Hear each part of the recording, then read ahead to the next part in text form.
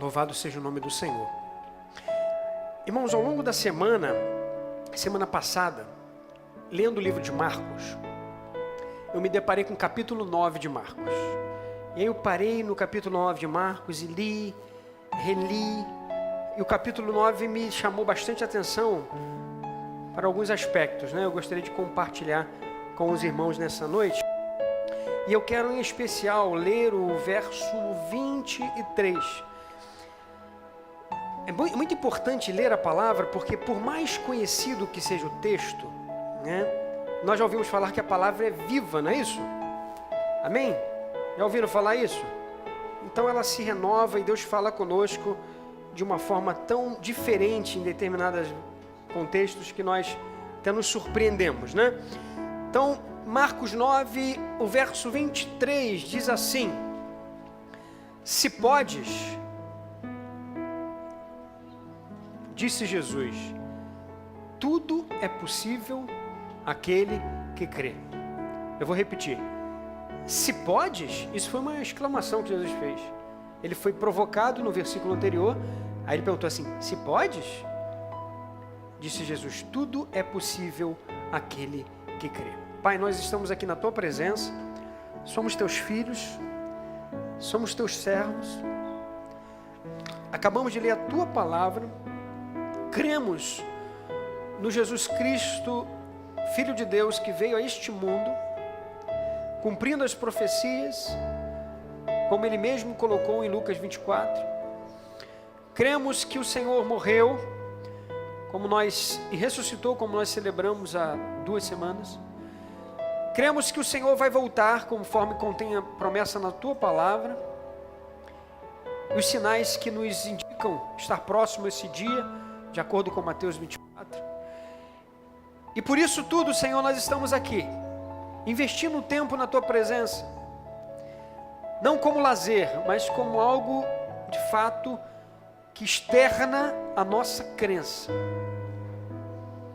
Nós pedimos o Espírito Santo do Pai, Espírito Santo de Deus, enviado por Jesus, conforme nós lemos em João, o Consolador, que é o Deus operando no nosso meio.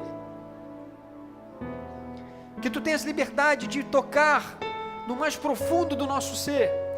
Que Tu tenhas liberdade de falar conosco em áreas que talvez nós não queiramos ser incomodados. Mas que o Senhor tenha liberdade, Espírito Santo de Deus. Nós Te damos liberdade nesta noite. Essa casa é Tua e as nossas vidas pertencem a Ti também. Faça a Tua vontade. Em nome de Jesus. Tudo é possível ao que crê. Esse texto nós já lemos repetidas vezes. Eu pelo menos já li várias vezes, já ouvi acerca dele várias vezes. E esse contexto é um contexto da cura de um menino endemoniado.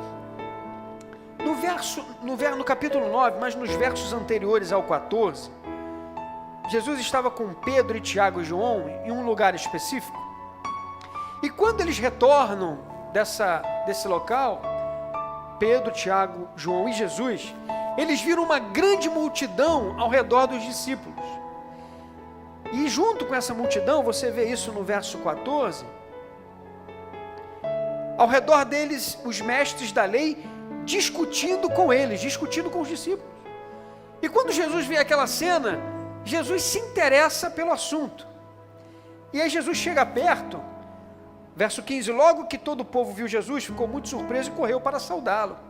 Perguntou Jesus, o que vocês estão discutindo? Uma coisa bastante interessante, né? Jesus, ele era onisciente, ele já sabia. Mas ele, de novo, o mestre dos mestres, ele faz questão, porque é didático, quando nós repetimos algo, quando nós externamos algo, né? Isso vira uma realidade para a gente, não só no pensamento, mas na fala, isso é trazido à tona.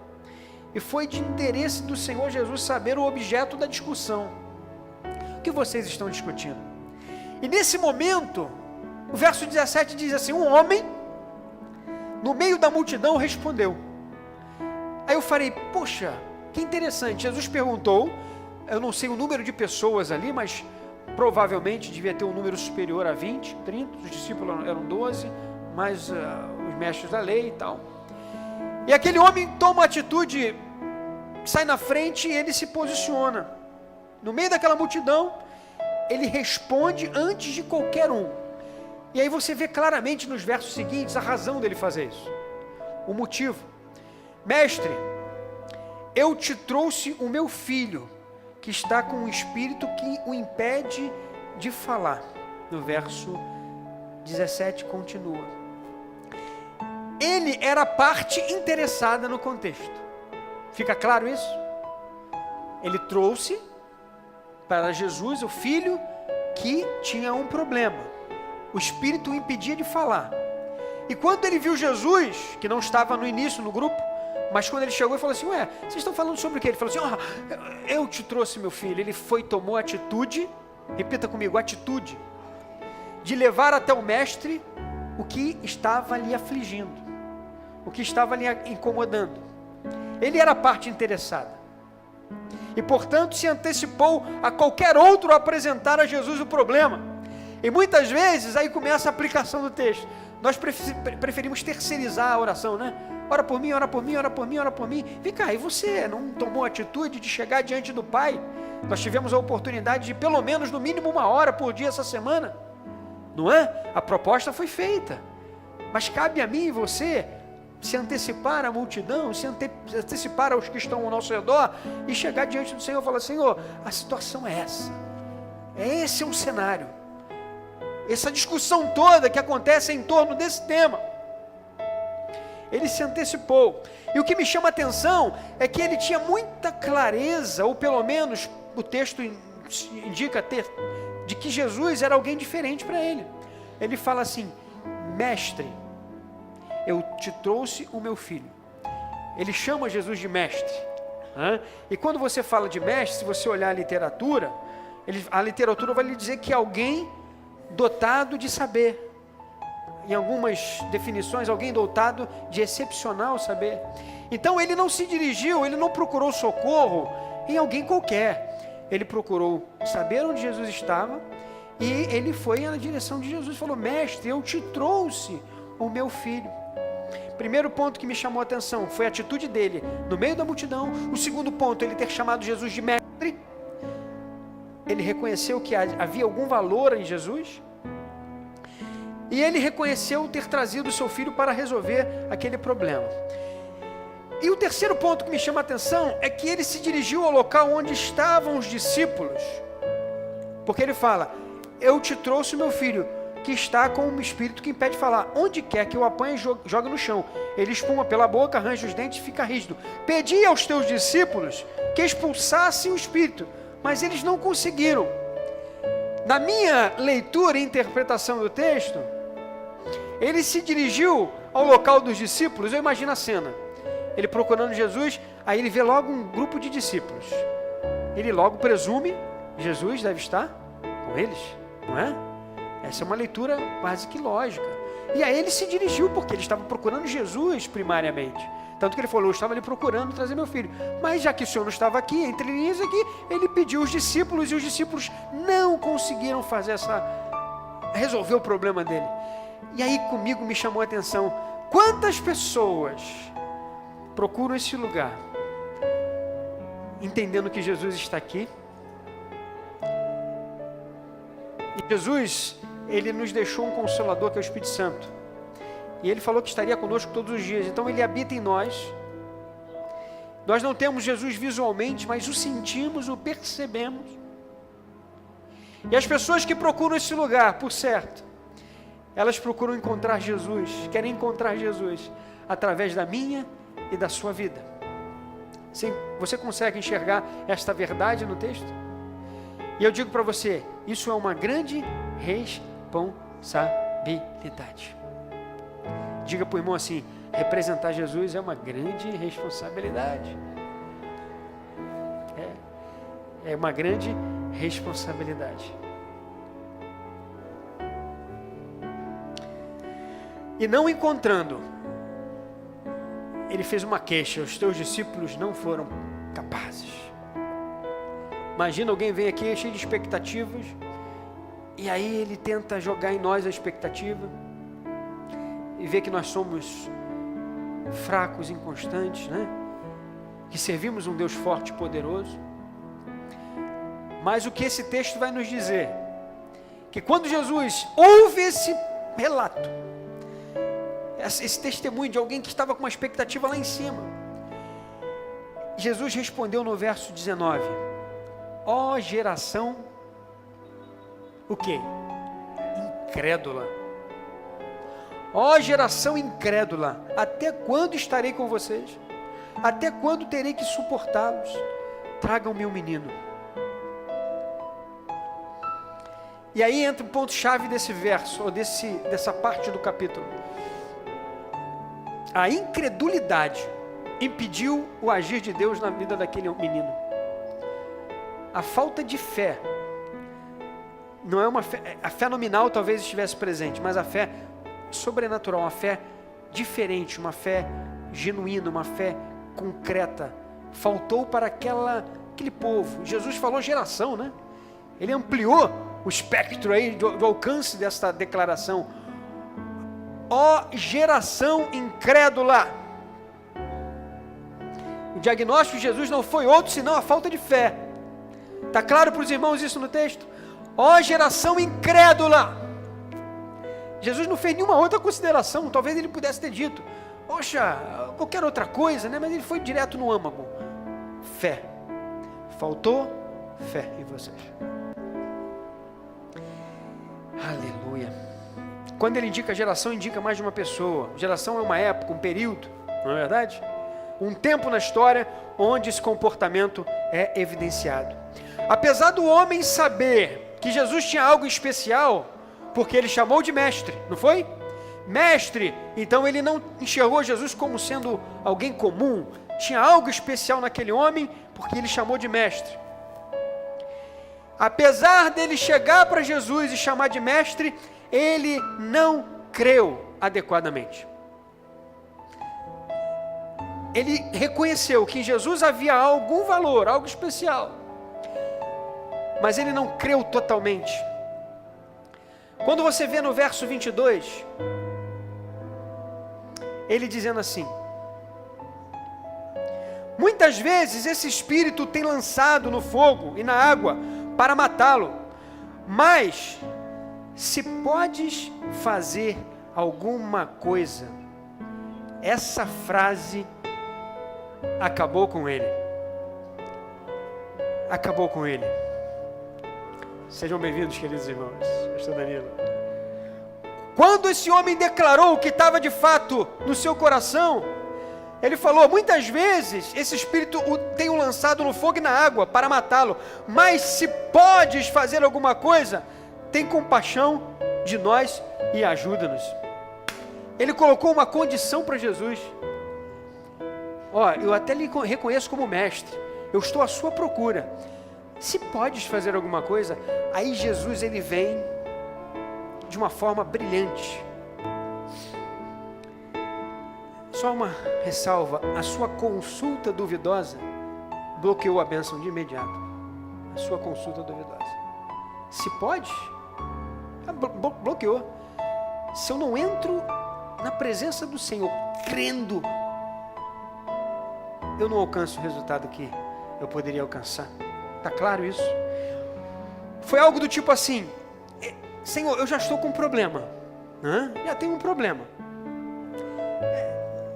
Eu posso tentar, né? Se o Senhor conseguir. Não é mais ou menos assim? Se tu pode, Senhor, eu estou com um problema, eu vou tentar. Se resolver, bingo. A resposta de Jesus foi desconcertante. Olha no verso 23. Se podes? Como assim, rapaz? Você está me perguntando se eu posso? Está entre aspas aí a palavra de Jesus. Se podes? Aí Jesus devolve para ele o âmago da questão, daquilo que está em jogo. Jesus diz para ele assim: tudo é possível àquele que crê.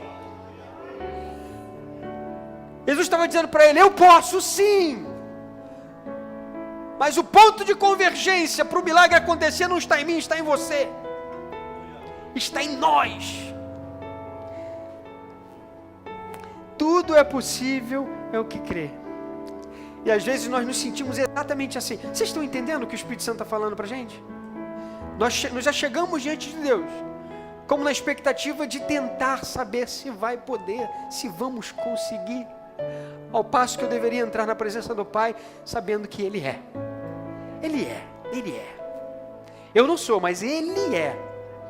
Nele não há sombra de variação, nele não há mentira, não há erro, não há nada que possa sugerir qualquer coisa que não seja um absoluto, o real, o concreto. E às vezes nós nos sentimos assim, vemos o operar de Deus em outras pessoas, ouvimos falar que Deus fez isso, fez aquilo, aquilo outro, acreditamos que Deus pode fazer. Esse homem acreditou em Jesus porque ele foi até ele. Ele o chamou de mestre. Foi até ele e falou: eu trouxe meu filho aqui para que acontecesse algo, caso seja possível. Esse foi o contraponto. Temos medo de tentar. Não é bem assim de vez em quando? Sejamos sinceros.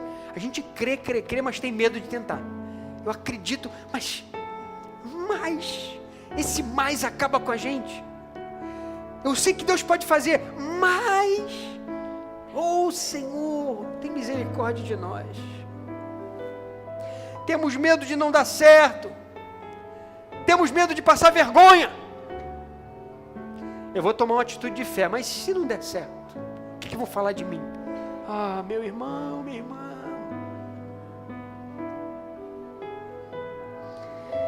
Medo de sermos indignos. O inimigo fica buzinando: você não tem capacidade, você não pode, você é falho, você é inconstante, você é isso, você é aquilo. E você vai ouvindo tanto isso, que você diz assim: é verdade, eu sou isso tudo mesmo.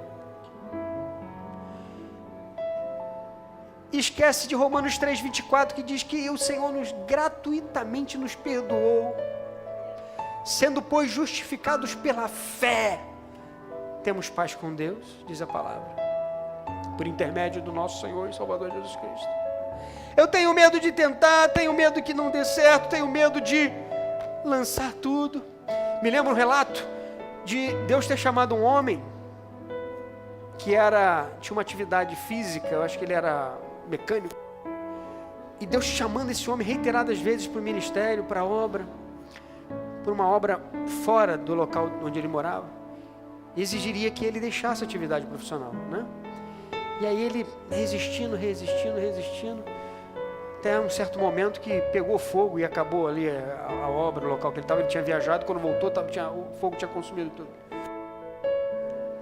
Era como se Deus estivesse falando para ele assim: agora o impedimento acabou, né? Agora você está liberado, você pode cumprir o meu chamado. Muitas vezes Deus tem nos chamado e nós temos resistido, porque o problema não está nele, está em nós. Às vezes nos sentimos exatamente assim. E aí eu quero lhe trazer um contraponto em Marcos 7. Volta um pouquinho na sua Bíblia. De alguém que agiu diferente deste homem. Então você tem na Bíblia duas realidades que nos permite comparar. Alguém que se aproxima dele, crendo mais ou menos, um crente nominal, eu vou só domingo, não vou fazer nada do que pede, não preciso participar de nada, eu vou lá, né? E outro que crê, tem intimidade, pelo menos conhece bem, sabe quem é o Messias. Marcos 7, 28. Diz assim, olha o título dessa passagem que está no 24, em cima de uma mulher sírio-fenícia demonstra fé. Sírio-fenícia. Diz assim, ela falou assim, Jesus falou para ela assim: deixe-me que primeiro os filhos comam até se fartar, pois não é correto tirar o pão dos filhos e lançá-los aos cachorrinhos. Aí essa mulher vira para ele e fala assim: sim, Senhor, mas até os cachorrinhos debaixo da mesa comem das migalhas das crianças.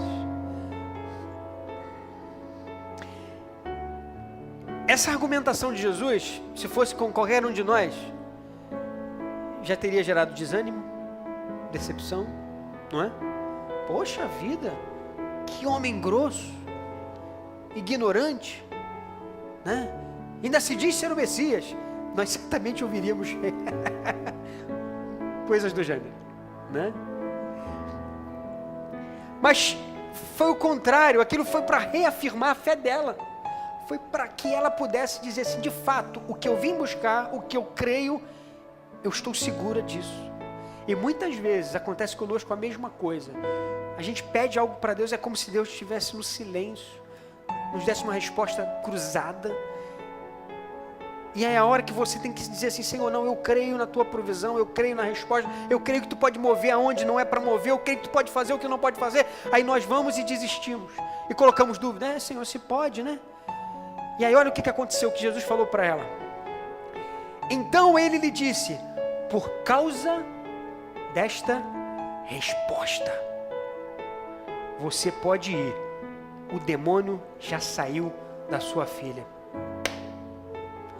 Por causa da resposta. Resposta de quem? De Jesus ou dela? De Jesus ou dela? Qual é a resposta que você está dando ao Senhor quando Ele se aproxima de você e fala algo contigo? Vocês estão entendendo que o Senhor já fez tudo o que precisava fazer? E depende de mim e de você para recebermos aquilo que nós estamos buscando dEle? Recebemos o que o Senhor tem para nos dar? E Ele quer muito mais ver uma atitude nossa com sinceridade. Essa mulher foi tão sincera. Eu vou fazer aqui uma pequena heresia aqui. Jesus deve ter ficado desconcertado, né? Oxa, agora você me quebrou, né? Arthur, licença autoral aqui, né?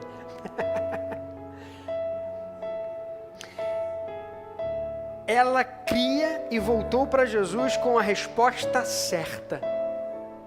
Jesus está esperando de mim e de você a resposta certa. Ok? E alcançou o seu milagre. Quer ver outra situação que retrata uma atitude de fé que deixou Jesus também desconcertado, que gerou o resultado esperado? Abra em Mateus capítulo 15.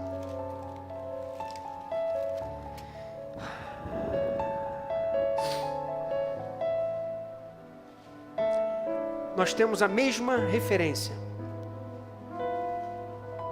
só que descrito de uma forma diferente. Nós vemos em Marcos dizendo, conforme a tua palavra, não é isso? Conforme aquilo que você disse. E aí Jesus responde para essa mulher cananeia, que é o mesmo contexto. Mulher, grande é a sua fé. Seja conforme você deseja. Aí amplia a questão de não é só meramente palavras.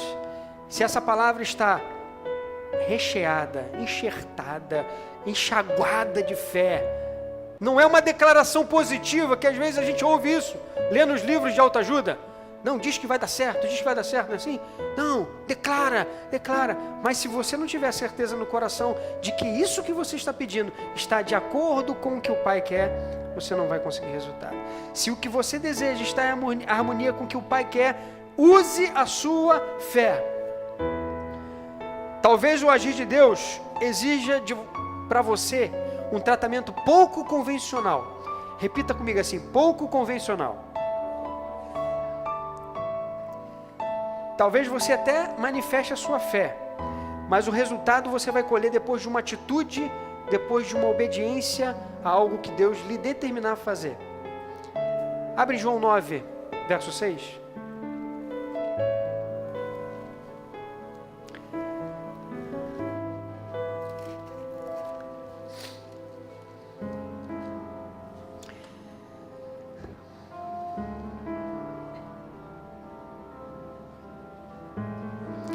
Um jovem, uma pessoa que era cega de nascença. Olha o que aconteceu. Os discípulos perguntaram quem pecou, foram os pais. Aí Jesus falou assim, isso não foi nem o pai nem ele, é para a glória do Senhor, né? Isso é para a glória de Deus. Tendo dito isso, cuspiu no chão, misturou terra com saliva. Imagina a cena, né? Cuspiu no chão. Eu podia bem ter trazido material para fazer um teatro aqui, para ver se ia ter voluntário, né? Cuspiu no chão, misturou terra com saliva e aplicou aos olhos do homem. Então lhe disse: vá lavar-se no tanque de Siloé, que significa enviado. O homem foi, lavou-se e voltou vendo. Pouco convencional, não é? A tua fé te curou, de acordo com a tua palavra. Pode ser que o agir de Deus na sua vida, você vai fazer um paralelo e vai falar assim: pô, isso está estranho demais. Mas você precisa ter convicção de que é Deus que está fazendo, de que é Jesus que está operando. E Ele não tem um método. Você já ouviu falar na multiforme graça de Deus? Ele trabalha de múltiplas formas. E muitas vezes Ele botou lá, já fez assim, o terrinho já está no teu olho já. E Ele falou para você: vá lá no tanque de Siloé. E você está demorando demais para lá no tanque de Siloé. Tome essa atitude. Procure essa pessoa. Pare de fazer isso. Corrija essa atitude. Não se comporte mais dessa maneira. E você continua demorando em obedecer. Não adianta se você clamar mais, porque parte do milagre já está feita. Você precisa fazer a tua parte para que o milagre seja completo na sua vida. Fez lama e mandou o homem lavar o rosto no tanque de Siloé. O milagre pode exigir de você atitudes além da crença. Eu creio, mas eu preciso tomar uma atitude. E quem sabe Deus te trouxe nessa noite para esse grande tanque de Siloé, para que você possa se lavar. Lavar o rosto, os olhos, a mente, o coração. Deus já botou a terrinha lá, mas falta você lavar, para quando você se lavar, aí você vai enxergar o que Deus tem para te mostrar de verdade. Você pode dizer amém? Voltando a Marcos 9. Quando Jesus declarou ser possível alcançarmos graça, mediante a crença genuína nele, tudo é possível ao que crê, o homem imediatamente exclamou. Imediatamente, porque o texto diz isso no verso 24. Imediatamente o pai do menino exclamou: creio, ajuda-me a vencer a minha incredulidade. Olha só, eu creio, mas sou incrédulo? Como assim? Eu até acredito, mas não é uma fé tão profunda, tão forte, a ponto de experimentar o sobrenatural que o Senhor tem para a minha vida, para a minha família, para o meu lar, para tudo que diz respeito à minha vida. Ele exclamou, e Jesus está esperando de mim e de você. O Espírito Santo está aqui no nosso meio, aguardando ouvir um clamor. Eu até creio, mas ajude-me a vencer a minha incredulidade. A incredulidade estava mais forte do que ele. Precisava de Jesus para ajudar ele a vencer. E às vezes é isso que acontece na minha e na tua vida. Creio, ajuda-me a vencer. E aí no verso 25b, quando Jesus viu que uma multidão estava se juntando, repreendeu o espírito mudo, dizendo: espírito mudo e surdo, eu ordeno que o deixe e nunca mais entre nele. Aquele homem buscou Jesus, reconheceu que ele era mestre, propôs algo duvidoso. Jesus respondeu a ele, devolvendo que a resposta estava nele e não em Jesus, e ele reconheceu, e ele falou: então me ajude. Será que nesta noite também, nós, além de ir ao tanque de Siloé, se lavar, nós temos que dizer para Jesus: eu preciso de ajuda, eu preciso que o Senhor mude, tire essa resistência do meu coração, esse medo, essa vergonha, isso tudo que me impede de chegar até ti. Depois do fato, o menino parecia morto. Outra coisa que me chamou a atenção, veja bem, o espírito, verso 26, o espírito gritou, agitou-se violentamente e saiu. O menino ficou como morto, ao ponto de muitos dizerem: ele morreu. Para aí, não lê mais não. Você já orou, já buscou a resposta de Deus? Já fez campanha e parece que ficou pior? Quanto já viveu isso? A sensação de que, rapaz, eu acho que o negócio está andando para trás, tanta promessa, e o negócio parece que desandou. parecia que o menino estava morto, parecia que a situação tinha piorado, mas Jesus o tomou pela mão e o levantou. Me lembra que aquele que começou a boa obra na minha vida, Ele vai completá-la. Não pare no meio do caminho.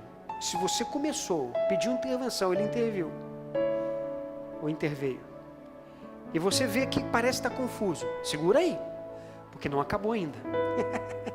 Está no finalzinho, o processo ainda está acontecendo, e você precisa crer que Jesus, Ele vai estender as mãos. É aquilo que parecia estar morto, sem vida, parecia ser o fim de um ciclo. Deus, Ele renova, Jesus restaura e fala assim: agora é o começo de uma nova história, sem cegueira, agora você vai falar algo novo para a sua vida, para a sua história. Você veio aqui nessa noite, Jesus está querendo te segurar, te tomar pelas mãos. Você crê nisso? Mas é pequenininha a sua fé, ou sua fé é capaz de crer e falar: Jesus, eu preciso que o Senhor me dê as mãos e eu quero ficar de pé? Jesus tomou pela mão e o levantou. E o fechamento, que é o grande que dessa passagem, o fechamento é a pergunta dos discípulos: o que aconteceu que nós não conseguimos expulsar esse espírito? Não foi lá no início da história? Eu te procurei, Jesus, tu não estava aqui. Os teus discípulos, aqueles que te representam, aqueles que se chamam pelo teu nome. Ele poderia dizer: a igreja cristã de Pernambuco, em Olinda, eu trouxe a situação e não vi resposta. Responsabilidade, gente. Chegar aqui, nos reunimos em nome dele, botar esse nome aqui, casa de oração aqui do lado, responsabilidade. E aí eles perguntaram: o que aconteceu, que nós não conseguimos? Aí olha o que Jesus respondeu para ele. Verso 28. Depois de Jesus ter entrado em casa, seus discípulos lhe perguntaram em particular. Eles deviam estar com vergonha, né? Perguntaram no particular: Jesus, conta aqui pra gente, só entre nós aqui, por favor, por que não conseguimos expulsá-lo? Ele respondeu: essa espécie só sai pela oração e pelo jejum. Alguns manuscritos não trazem pelo jejum. Se você vê em Lucas, se não me falha a memória, em Mateus não consta essa passagem pelo jejum. E a gente fala jejum e oração muitas vezes, né? Falta o quê? Jejum e oração, né? Está até invertido. Oração e jejum. Mas o que me chamou a atenção, e eu me debrucei a entender isso, porque às vezes nós colocamos a fé na oração e no jejum. Olha, vai ter um problema, eu vou jejuar e Deus vai mover. Como se o jejum fosse a ferramenta primária, que sem jejum Deus não move. O jejum Deus move. Ué, mas quem move não é Deus? Ou é o jejum? É o jejum. A gente acaba criando essa relação de dependência. O que aconteceu que nós não conseguimos? Faltou a fé, que é mais do que um simples acreditar. De que Jesus chamou eles? Quando ele viu que a situação não estava resolvida, chamou de quê? Geração incrédula. Quando Jesus fala em jejum e oração, ou oração e jejum, Jesus estava dando para eles a resposta para aquilo que ele definiu como incredulidade. Vocês estão entendendo? Por isso que nós temos que ler o contexto. Ele chamou aquele povo de incrédulo. E o pai da criança colocou Jesus em xeque. Ele falou assim: mas se você crê, tudo é possível que crê. E aí perguntaram: o que aconteceu que não funcionou? Ele falou: faltou oração e jejum. Logo, eu concluo que esses dois elementos me conduzem a acrescentar a minha fé. Os irmãos, vou fazer igual aquele irmão da palestra dos jovens. Os irmãos estão comigo? Não foi assim que ela falava? Vocês entenderam o contexto? Oração, jejum vão acrescentar a minha fé. Mas não é qualquer fé. Não é qualquer fé. Faltou a fé que confia. Porque ele chegou crendo: tu é mestre, tu tem alguma coisa que pode me oferecer. Mas uma fé que confia é diferente. A ponto de entender que, e aí eu falo daquela mulher sírio-fenícia, mesmo com migalhas, o milagre pode acontecer. Eu não sou merecedor, não. Não sou digno porque eu não sou filho. Era o caso da mulher. Mas as migalhinhas que caem já são suficientes para eu receber a bênção. É isso que Deus quer de mim e de você nessa noite. Mesmo com lama nos olhos, o milagre pode acontecer. O que Jesus estava dizendo para ele é o seguinte: ó, vocês não conseguiram expelir esse demônio porque faltou um nível de relacionamento tal, a ponto de eu e vocês sermos um só. Isso que faltou. Porque eles procuraram Jesus, Jesus estava os discípulos. E aí aconteceu, Jesus foi lá e repreendeu. Por isso que a Bíblia diz que nós somos geração eleita, sacerdócio real, nação santa. O Espírito Santo está em nós. E Jesus quer de mim e de você um nível de relacionamento tal que se confunda Ele conosco. Alguém olha para a gente e vê Jesus e, opa, como assim, né? E Ele quer operar através da minha e da tua vida. Você pode dizer amém? Só se acredita em quem se conhece. É uma afirmação correta? Eu não conheço a pessoa, eu não dou um voto de crédito. Mas eu conheço a pessoa, eu já começo a dar um voto de crédito. Eu começo um pouquinho mais, conheço um pouquinho mais, aumenta esse nível de crédito. Eu conheço bastante, convivo e tal. Olha, dá até um cheque em branco. Você entendeu a oração em jejum? Convivo com Jesus, Ele está comigo, eu com Ele. Quando pintar qualquer coisa, é o nome dEle que eu vou usar e vai acontecer. E é porque é o nome dEle. E sabe, até aqueles que não pertencem, veja bem, ao clã, se usar o nome dEle, vai ser bem sucedido, porque há poder no nome dEle. Vocês creem nisso? Vocês creem nisso? E cabe ao Senhor, depois dizer, alguém vai chegar para Ele, eu não me lembro agora a passagem, em teu nome eu fiz isso e tal. Ele falou assim, eu não te conheço, acho que é Mateus 7, se não me falha a memória. Mas vê aqui no capítulo 9, no verso 38, João chega para ele, mestre, vimos um homem expulsando o demônio em teu nome e procuramos impedi-lo, porque ele não era um dos nossos. Sentimento sectário. Tem que ser do nosso, tem que ser da ICP. Se não for da ICP, não vai para o céu não. Então tem que ser da nossa linha denominacional. Tem que ser da maneira que nós cremos. Aí Jesus vira para ele e fala assim, ó, não impeçam, disse Jesus, ninguém que faça um milagre em meu nome pode falar mal de mim logo em seguida. Deixa. Se não está contra nós, é por nós. E vai caber ao Senhor, no final da prestação de contas, dizer, ó, você fez isso, mas eu não te conheço porque você não tinha relacionamento comigo. Você usou o meu nome, porque o meu nome tem poder. Há poder no nome do Senhor Jesus. Muito. Só se acredita em quem se conhece. E quando nós falamos em oração e jejum, nós estamos falando em buscar um relacionamento muito mais profundo com Deus. E Oséias capítulo 6, versos 3 nos diz assim, conheçamos e prossigamos em conhecer o Senhor. Eu já conheço, mas eu vou prosseguir, eu vou prosseguir, eu vou prosseguir. Eu vou vir na oração do sábado, porque só 10 pessoas que vieram. Podia ter vindo mais? Podia. Mas é você e Deus. A gente não pode forçar ninguém a fazer nada. Eu vou de manhã, de noite. Não, só vou de manhã porque eu já cumpri minha cota. É você e Deus, nós vamos orientar, que não é o adequado. Se você tem a oportunidade de vir à casa de Deus, essa 1h30, a gente gasta isso em casa brincando, à toa. Mas a escolha é sua. Você que vai dar conta e eu que vou dar conta. Então as decisões, elas precisam ser compatíveis com aquilo que cremos e a decisão e o compromisso que nós temos com essa verdade para então provarmos algo de Deus. E volta aqui um ponto crucial. Quem é Jesus para você? É o mestre que pode me ajudar a resolver um conflito e estou de bem, eu não quero mais saber dele? Ou é o mestre que pode abrir a porta de emprego? É o mestre que pode equalizar um problema? Deus valoriza mais o nosso relacionamento com Ele do que agendas religiosas. Oséias 6,6 ele fala isso, eu não quero sacrifício não. Eu quero devoção, verdade. Deus está nos chamando, e nós vamos concluir, para um tempo de restauração. Tivemos o nosso retiro, o tema foi santidade, santificação. Deus está nos chamando para isso. Cuidar do nosso corpo, cuidar da nossa mente, cuidar dos nossos familiares, cuidar da nossa vida adequadamente. Isso é muito espiritual. Deus está nos chamando para um tempo de restauração. Restaurar significa corrigir falhas.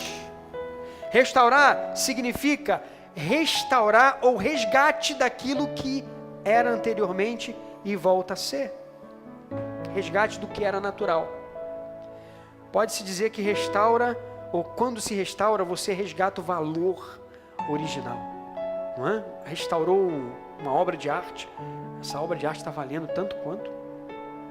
E Deus quer de mim e de você nessa noite, irmãos, um ato consciente, para que haja um relacionamento com intimidade. Relacionamento com intimidade. Jejum, oração é a resposta. Isso, eu preciso de intimidade. E intimidade significa renunciar o pecado. Renunciar práticas que te afastam do Senhor. A Bíblia diz que os nossos pecados, as nossas transgressões, nos afastam dele. Renunciar significa esforçar-se para viver a palavra. Nós falamos de manhã, você compra um eletrodoméstico e você vai e abre a caixa numa ansiedade para montar. E aí você vai e monta sem olhar o manual. Aí ou você monta invertido, ou falta peça, ou sobra peça. E quando você pega e vai montar com o manual, você vai seguir o passo a passo. Qual o tipo de parafuso, qual o tipo de arruela, tudo direitinho. E só faço isso se eu conhecer, se eu conseguir ler, interpretar e aplicar. E eu quero finalizar nessa noite fazendo um desafio para você. Mas assim, se você tiver fé.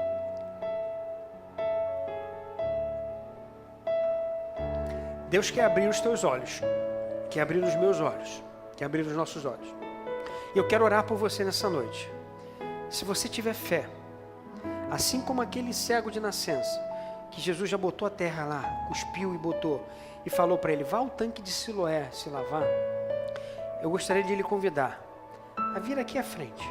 Se você precisa desse tanque, precisa desse lavar de Deus na sua vida, desse mover de Deus na sua vida, fique de pé, por favor. Eu quero chamar aqui na frente aquele que deseja que nós oremos no sentido de Deus transformar algo que talvez seja desde a infância. Algo que, humanamente falando, é impossível resolver. Mas Deus quer fazer algo na sua vida. E aí eu reitero, mas reitero mesmo. Venha com fé, porque a resposta não está nele, está na gente. Como diz a palavra, a resposta está nele. E eu quero fazer outro convite. Se puder, me ajudem só para a gente remover aqui, por favor. Eu quero fazer outro convite. Se você está igual ao pai do menino, até crê em Jesus, até acredita que Ele opera, mas precisa que a sua fé seja acrescentada. Vem aqui na frente também. Até crê, mas você precisa que a sua fé seja acrescentada. Você quer pedir ao Senhor que te ajude na tua incredulidade? Venha na frente. Se você já tomou uma atitude de fé e parece que tudo piorou, vem aqui na frente também, porque foi isso que o Senhor ministrou nos nossos corações nessa noite, essas dimensões que Deus quer que eu e você saiamos daqui. Deus vai te tomar pela mão e te colocar de pé. É a palavra dele que está em jogo, não sou eu quero sumir daqui. Se eu estiver tentando te convencer de alguma coisa que é minha, que é humana, eu quero que Deus me tire daqui agora, me faça sumir, se isso for o que estiver no meu coração, mas que a palavra mova aí no teu coração. Eu vou orar, eu vou só mediar esse pedido a Deus, mas é você que vai falar com Ele. Aleluias.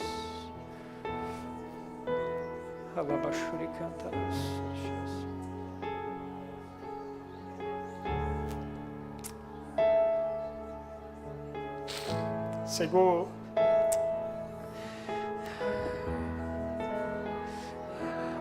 acrescenta a nossa fé nessa noite.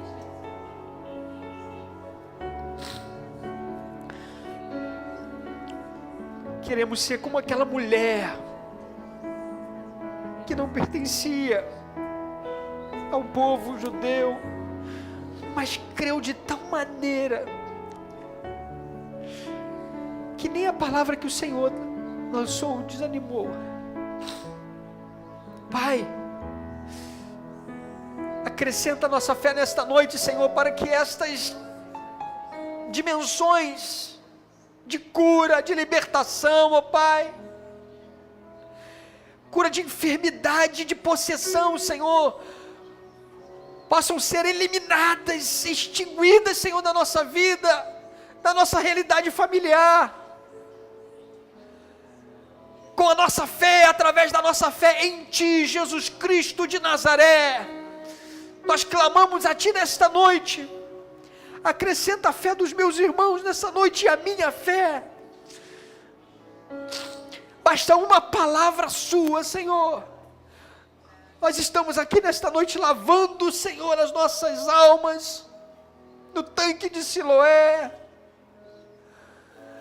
Estamos aqui, Senhor, crendo, confiando, Senhor, que mesmo que pareça que tudo acabou, morreu. Eu criei tanto, mas está morto, parece morto. Quem olha diz que está tudo arruinado, está acabado. Mas o Senhor se manifesta e estende a mão e levanta e dá vida. É assim que nós cremos que o Senhor vai fazer conosco nesta noite, Senhor. Lá na nossa casa, na nossa família, Senhor, no nosso trabalho, Senhor, nas nossas finanças, Senhor, aqueles que estão mergulhados nas drogas, Senhor, levanta pela mão, toma pela mão, Senhor, desenganado pelos médicos, toma pela mão, Senhor. Nós estamos aqui, Senhor, não como aquela mulher que comeu migalhas, mas como filhos, porque nós te aceitamos como Senhor e Salvador, nós te recebemos em nossa vida, e nós somos teus, o Senhor é nosso. Dê a resposta, Senhor, e nós queremos, Senhor, ouvir testemunhos acerca daquilo que o Senhor ministrou em nossa vida nesse dia pela manhã, uma ministração especial, presença do Teu Espírito, Senhor. E nessa noite, Senhor, a nossa fé, Senhor, acrescentada, tudo é possível ao que crê. Repita comigo, eu creio. Mais uma vez, eu creio. Mais uma vez, eu creio. Aleluia. Estende as suas mãos assim. Tome posse da vitória. Aleluia. Tome posse, irmãos. Tome posse. Só lembrando que foi você e Deus. Esse trato é você com Deus. É você com Deus. Aleluia. Oh, aleluia. Você pode já agradecer? Eu já começaria a agradecer. Obrigado, Senhor. Obrigado, Senhor. Obrigado, Senhor. Obrigado, Senhor. Obrigado, Senhor. Obrigado, Senhor. Obrigado, Senhor. Obrigado, Senhor. Deus está nos levando para um novo patamar nessa noite de relacionamento com Ele. Oração em jejum, relacionamento, intimidade. Conhecê-lo, conhecê-lo, conhecê-lo. Prossigamos, prossigamos, prossigamos. Conheçamos e prossigamos em conhecer ao Senhor. Aleluias. Quero que você, por favor, volte ao seu local, mas diferente. Volte confiando, caminhando como aquele que já recebeu. Aleluias.